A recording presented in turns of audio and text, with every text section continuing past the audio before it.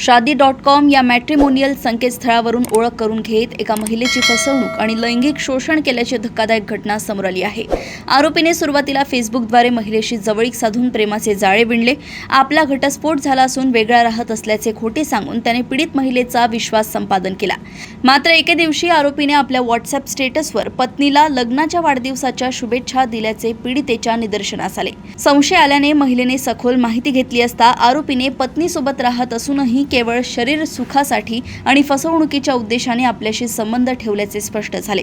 या प्रकरणी पीडित महिलेच्या तक्रारीवरून पोलिसांनी आरोपी विरोधात गुन्हा दाखल केलाय। शादी.com वरून जो आरोपी आहे त्याने पीडितेशी कॉन्टॅक्ट केला। त्यानंतर त्यांनी फेसबुकवर सुद्धा खोट्या नावाने आयडी बनवून त्याला फ्रेंड रिक्वेस्ट पाठवली आणि त्यानंतर त्याचं ओळखीचं रूपांतर त्याने प्रेमात केलं आणि त्यानंतर हा व्यक्ती विवाहित होता। त्याला मुलं असताना सुद्धा मी बायकोला डिवोर्स दिलेला आहे किंवा मी सोबत राहत नाही, सेपरेट राहतो, अशा प्रकारे तिला आमिष दाखवलं आणि तिच्यासोबत लग्न करायचं तिला सहमती दर्शवली। परंतु काही दिवसानंतर त्या मुलीच्या लक्षात आलं की बाबा संबंधित आरोपीचा स्टेटस पाहिल्यानंतर त्यांनी बायकोला ॲनिव्हर्सरीचं विश केल्याचं लक्षात आल्यानंतर संबंधित आणि महिलेला फक्त शरीर सुखासाठी वापर केल्याचं निष्पन्न झाल्यानंतर संबंधित महिलेने फसवणूक झाल्याचे लक्षात आल्यानंतर त्यांनी FIR दाखल करण्यात आलेला आहे। पुढील तपास आमचे PI गणेश पेठ करत आहेत।